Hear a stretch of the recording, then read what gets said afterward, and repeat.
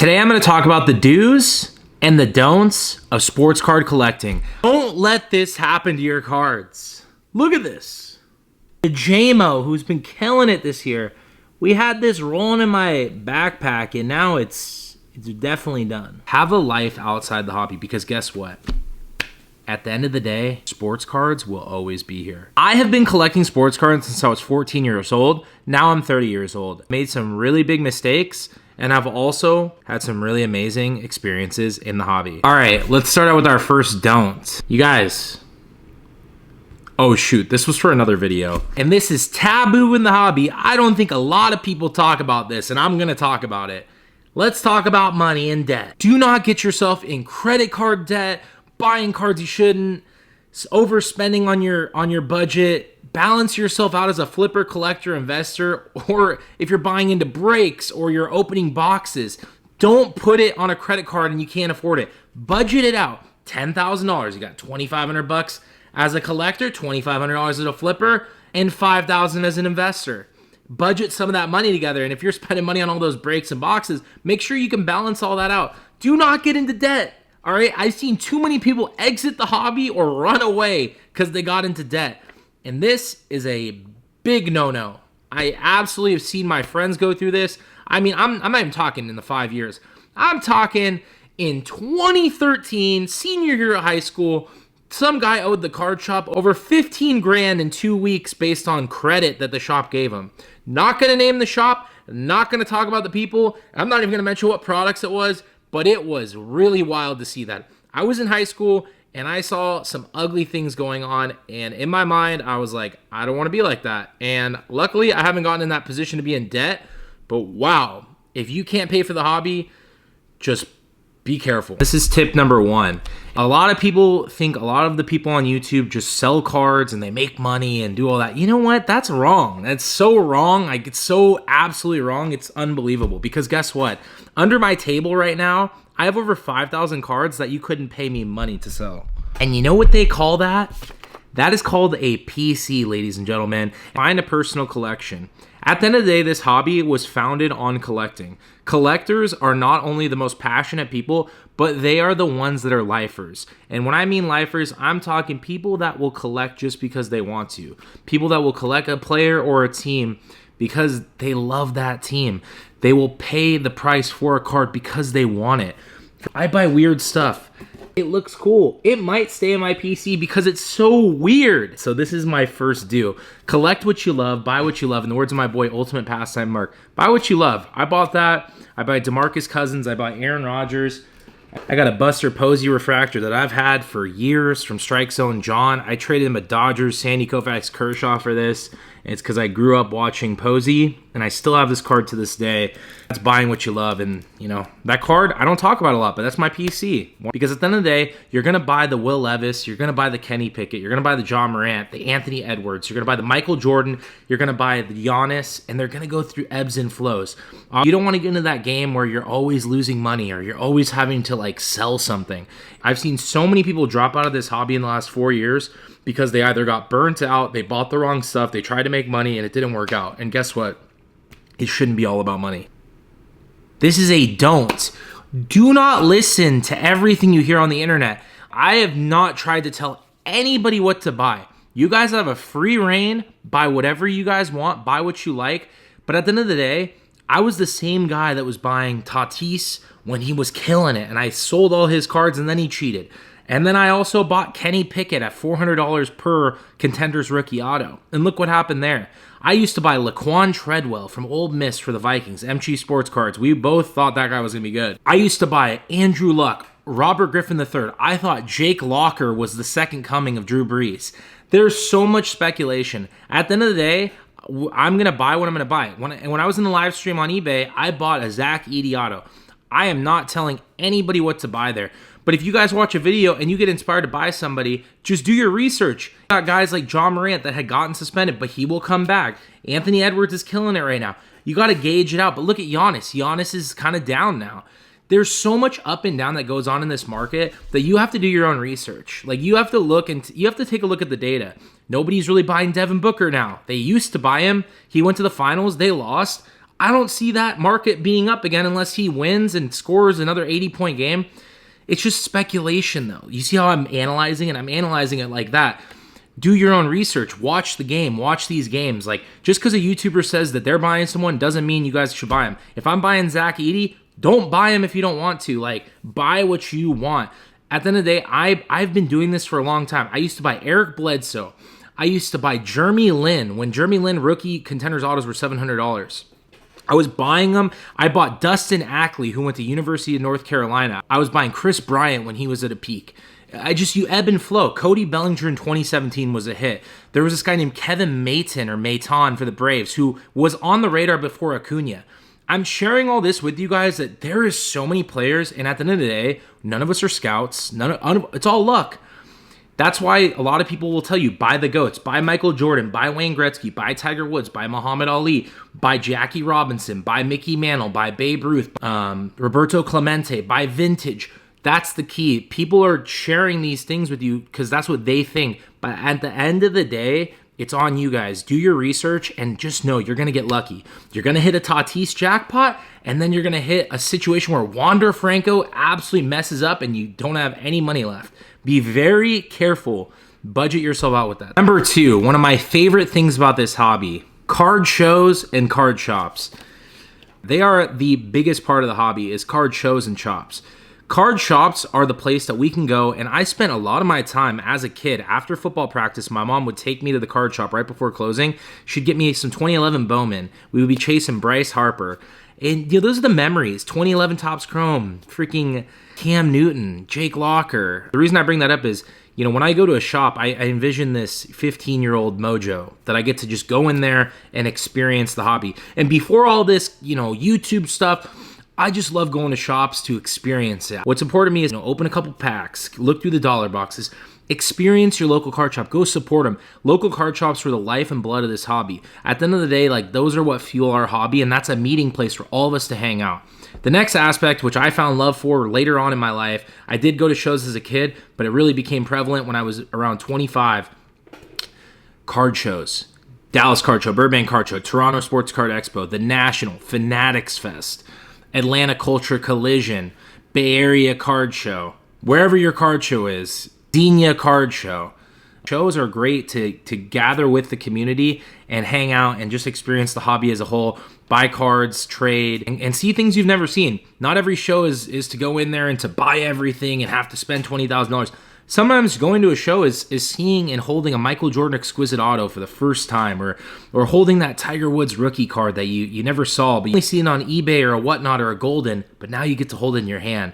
That is priceless. And that to me is it's such a big part of the hobby. At the National, I knew I couldn't afford half the room, but to be able to hold a Jordan, Kobe, and a LeBron triple auto jersey in my hand, go up to a guy like Armin Blue or Gev or I Bleed Exquisite or Too Legit to Quit Dennis or Shaq Logo Man or Dominate 24, some of the biggest Kobe Laker collectors in the world, to get to hold their PC, and they let me hold it and show you guys on camera.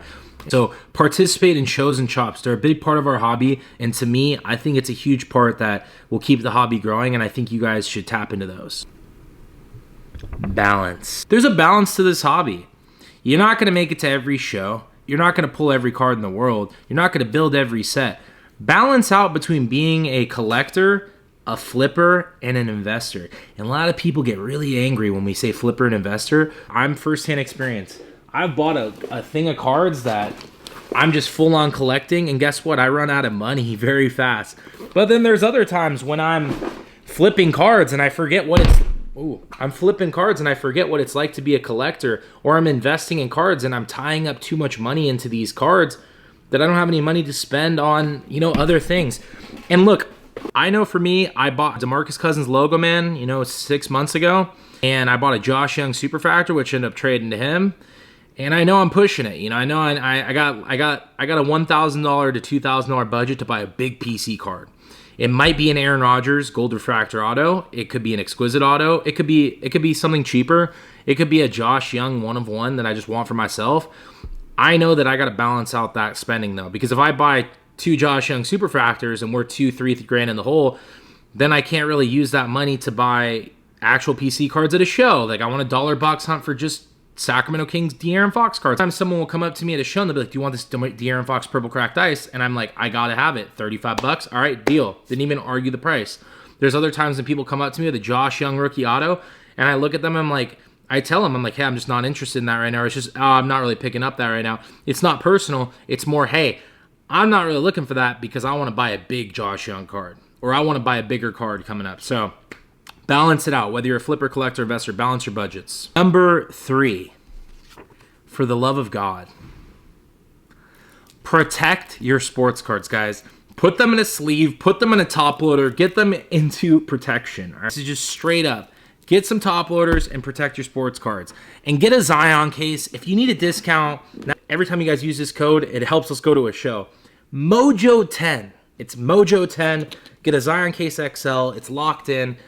Get something to protect your cards. And when you're at shows, never leave this behind. Protect your cards and be smart at these shows. I've seen too many people leave these things around. Don't leave it anywhere. Always have it somewhere, because when you're at a show and you're getting into conversations, it's very easy to lose that thing. So 100% on that. Don't mess that up, and protect your cards. Along with protection is, if you grade your sports cards, whether you're grading them with CGC or you're doing PSA, whichever one you choose, make sure you put there's not a bag over this because I wanted you to see the card, but bag them up. Put a team bag on them. Protect your cards. Do not throw your cards around. Make sure they're protected. I know in some card show videos, we've seen people and myself throw the slabs around. I'm really trying to be a lot more careful. Don't forget about your life, man. Hobbies are designed to give you a release, kind of an escape, an outlet, something to bring you joy. But make sure, and especially to the high school kids watching this, if I could have done anything differently, kids that are watching this, I know a lot of kids watch my channel, play as many sports as you can, meet as many friends as you can, participate in your high school, create those friendships outside the hobby, your family, your friends, the memories. That's not always going to be here. And just being real with everybody, I've always kept my sports card life. It's different now. When I was collecting, it was bad. It was bad. People were making fun of people collecting cards. I got bullied for it. People were harassing me. Now those same people probably want to know what the heck's going on and how we're so successful. But you know what? Hey, more power to them. But when I was collecting, it wasn't cool. And I used cards as an outlet to I had a lot going on in high school. I went to Jesuit high school. There's a lot of pressure. My family wanted me to do so many things. My dad wanted me to, be a doctor and be a lawyer. And I'm neither of those. And there was a lot of pressure on that. And then sports, getting up at 5 a.m., having to do weight training, doing all these things. Balancing out, collecting cards with sports was a big proponent. And I have to say, this hobby kept a lot of people out of trouble. And I've been talking about that with a lot of people recently. I think if I could have done things differently, I would have just honored the fact that I had hobby friends and I had real friends. Because my real friends now, they don't collect cards. They don't understand this. My best friend from high school, Spencer, he just supports me and knows that I like it. And the real ones will support you. But if your friends don't collect cards, don't force it on them. Invite them in. But if they're not into it, hang out with your friends and talk about C.J. Stroud hitting 2 touchdowns. Don't talk about C.J. Stroud's PSA 10 pop report with them. There's a balance to that. But this is what I'm talking about. Whether you're a young kid or a big kid or an adult, even a lot of you guys have kids. You guys have relationships. You have a husband. You have a wife. You have a girlfriend, boyfriend. You have family. You have obligations. You have a job to go to. Balance your life out with this thing. This is something that should enhance and add on to your life. It should complement your life. Just like the Fanatics Fest complemented the National, it's not a comparison. Fanatics Fest was an add-on to the hobby, just like the hobby is an add-on to your life. And I relate those two because that is something that I've seen and I've experienced. There are times I've been in the hobby where I was gung-ho obsessed. I didn't do anything except the hobby. I lost a lot of friends. I lost a lot of great opportunities. And there's times when I gave up on the hobby. I went to college. I just dropped the hobby for a year. Then after that, I built this thing called Autographs 101. I went into the lab. I was getting busy. I moved to LA. I live with my sister. I was doing all these autograph memorabilia deals and signings and doing autographing. And then, there's times when I wish I didn't do it as much, and it's all about balance in life. So there's a life outside the hobby. And anybody out there, especially the young guys watching this, play all the sports, participate, have your hobby friends. Saturday, you're hanging out at the card show with your hobby friends. Sunday, you're watching football with the boys. Balance that out, and if they like the hobby, they'll get into it. It's traction. It's an attractive hobby. It should be beaming. We try to promote it a lot, but people clearly gravitate toward these videos and the hobby because they have the good experience. They had a good experience at the card show. They had a good experience watching one of my videos. They had a good experience at Card Collector 2's shop. They had a good experience at Fanatics Fest. They met Michael Rubin. They saw Josh Young and Evan Carter or Mike Trout opening cards, and they thought it was cool, and they were at the game. It's whatever it is. Whatever leads you in the hobby, just bring it in. I say this to everybody with love. Build a brand. And what does a brand mean? It means if you're watching this video, make an Instagram, a Twitter account, a YouTube channel for your sports card channel. If you're from Kansas, I'm Kansas Cards. If you're from Seattle, I'm 206 Cards. I think that's the area code. If you're from Rhode Island, I'm RI Cards. RI Cards 15. Make an Instagram. Build a brand for yourself. And this isn't even about business. This is the funny thing that people don't understand, I think, a lot of the times, is they think, oh, make an Instagram, make a Twitter so you can make sales. It's so when you're at a show, I can meet you and you tell me, hey, I'm Jose. I'm RI Cards 15. I'm actually from Rhode Island. I can put a face to the name and the brand, and we can get to know each other. And guess what? This is the beauty of it. And this is like, when I was a kid, this was the biggest part about this is the AR Falk 77s, the freaking Army ATC 22s, the Dominus Infinitas, the Center Fielder 7, the Autograph Network, the Chris Justices, those guys that I looked up to, these giants in the hobby that were old school dudes that are still kind of doing YouTube and Instagram. They are old school, but they were the ones that I kind of learned this like YouTube thing from. I was watching them and putting videos up when I was a kid. Branding is so you can get to know people and network and meet your friends. And so when I see Jose from Rhode Island, we can follow each other on Instagram. And guess what? He can message me. He could see a card I like, and we can actually do deals. And if he collects Saquon Barkley, if I find a Saquon Barkley rookie back in the day, I could just say, hey, what's your address? I'm going to send it to you. And that was the good old days, the just becauses.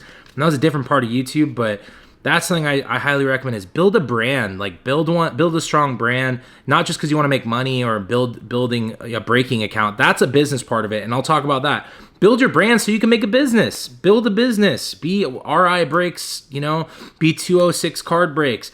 Make an Instagram, get yourself personalized, get to know each other. Just know that when you're at a show and you're nervous and you think, oh, I don't know any of these people, someone else is feeling that way. I feel that way when I go to a show that I've never been to. It happens all the time. Xenia, I had no idea. People were greeting us, talking to us, and I was still like very nervous at that show. Go watch the video. I was trying to feel it out, and it was different for me, and still a human being, so it's normal. But build a brand, 100%.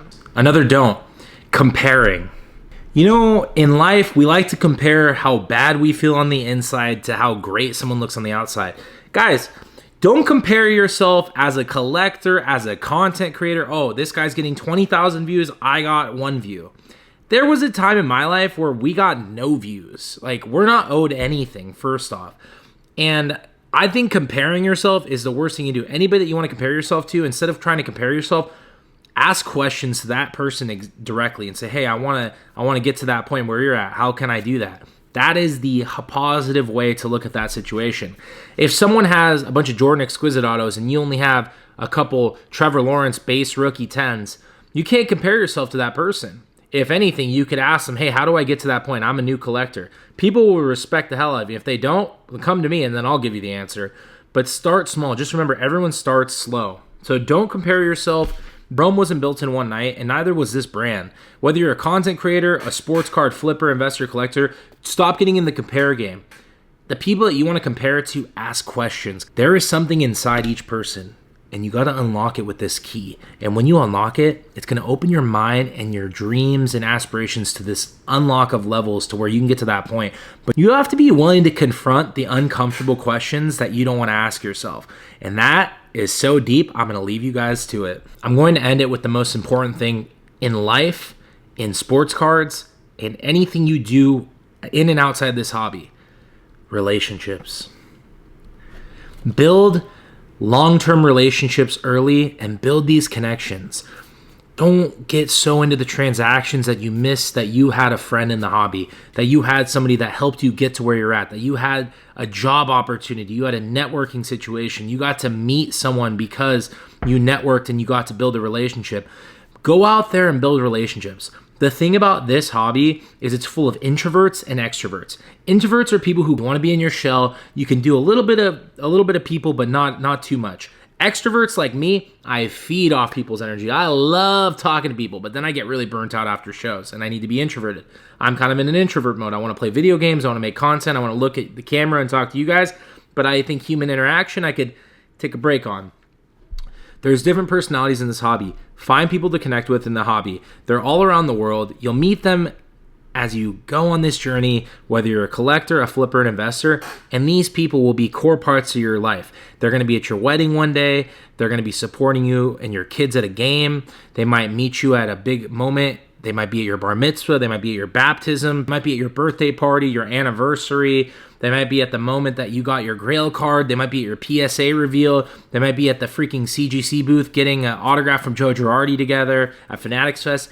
Whatever you do in this hobby, just remember that relationships are the most important thing. Build these relationships and make these friends along the way.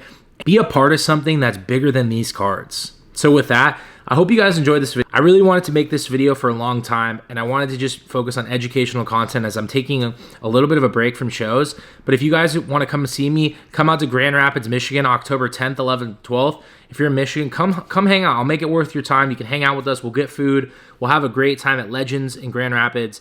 And I'm also going to Fanatics Fest in Orlando, and I'll be at the Toronto Sports Card Expo. So I can't wait to see you guys all there. Thank you guys so much for showing love. Go on my Mantle link. We're building a community philanthropy page. It's completely free. We're posting a lot of cool stuff on there. I've got giveaways exclusively on Mantle. Sign up with my link down below, and I will pick you out for a free prize if you signed up. And last but not least, we're live on Whatnot every single week. If you want $15 to spend, tap into my Whatnot. Don't miss out on these deals. We'll see you there.